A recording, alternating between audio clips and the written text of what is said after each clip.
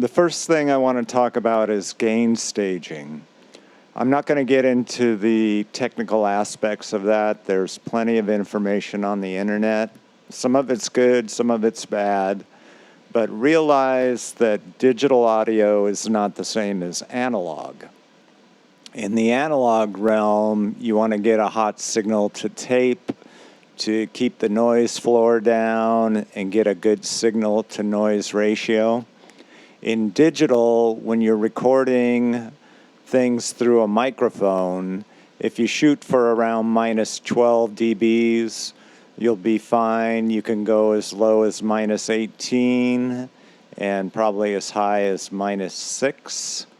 On this particular track, a lot of stuff is recorded direct, so you don't really have to deal with the noise floor issues as much. Some of it's MIDI files, so you don't have to deal with it at all, essentially. So let's get into the mix in the next part. So in digital audio, we're always mixing.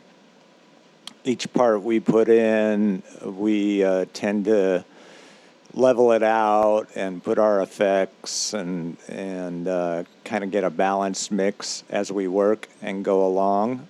Now, that's a fine approach, but a lot of times you'll get to the end of the project and you'll go, this isn't really happening in terms of my mix.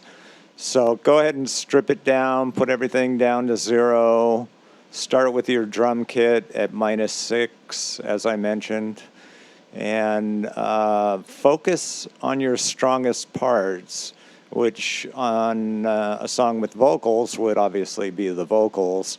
But if you have a hooky instrument, a synth line or a guitar line that repeats or a vocal phrase, maybe you've got a vocoder or something like that, feature those instruments. Your strongest elements should be up front.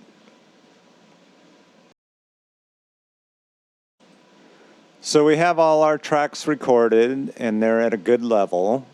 And now we're going to start our mix. I always start with my drums, and on the output 2-bus, I like to have them at about minus 6.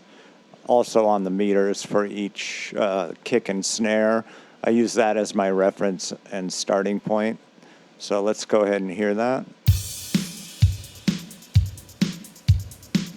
So you can see here my kick and snare are right around minus 6 dBs. I do that so by the time I get all my elements in, I'm about minus 3 dBs on the master out. Now, setting these levels for kick and snare, I've already done all my EQ and effects prior to setting that level. If you set the level first and then you compress or do some massive EQ changes, you're going to change your levels. So go ahead and do your effects and EQs and compressors first. For setting levels for vocals, I go to the loudest part of my song and I make sure I can understand all the words. I'm gonna figure out this science. I've already done my mix between my lead vocal and my background vocals. So I can assign those to a single track. I can group them in Studio One and do a VCA track. And that way I can adjust that entire group as one if it's too low or if it's too loud. Your DAW probably supports volume envelopes.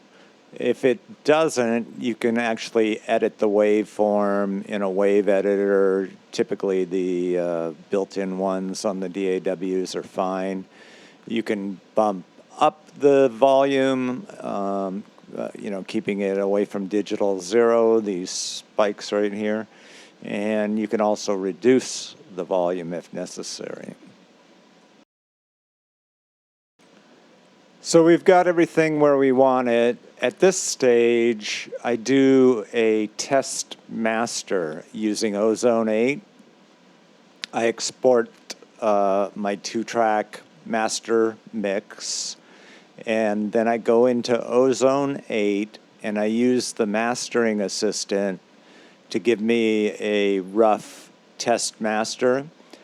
And usually I will hear things at that point that will stick out that I didn't hear before.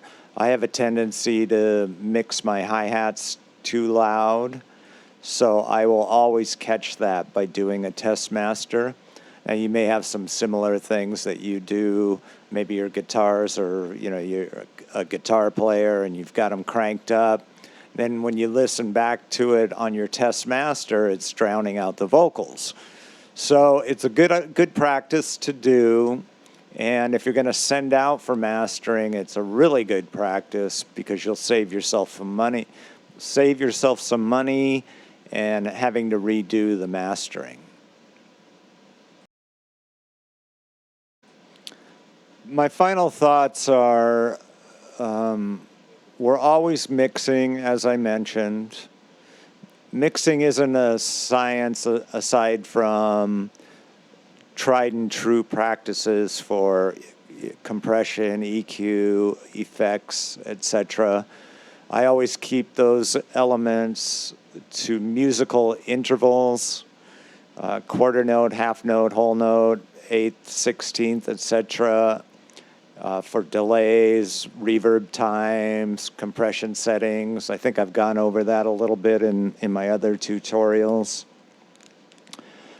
If you're struggling, just strip it down, just put it all back to 0 and do it with fresh ears, come back tomorrow or whatever, later in the day, compare it to other tracks that you like, see what those mixes are like. There's a lot of great mix engineers out there in pop music these days.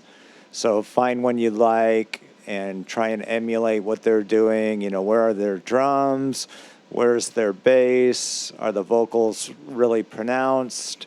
Are they back in the track? If it's a rock track, you might put those vocals back a little bit. If it's a pop track, you want to feature them. There's a lot to it, and there's no right or wrong, unless it sounds terrible, of course. But you can have something drenched in reverb, and you may love that, and somebody else would come along and say, "Oh, that's too much reverb." Well, I like it, so screw you. So anyhow, good luck, guys. I'm going to think about what to do next. If there's any questions, feel free to ask. Like and subscribe, and I'll see you later.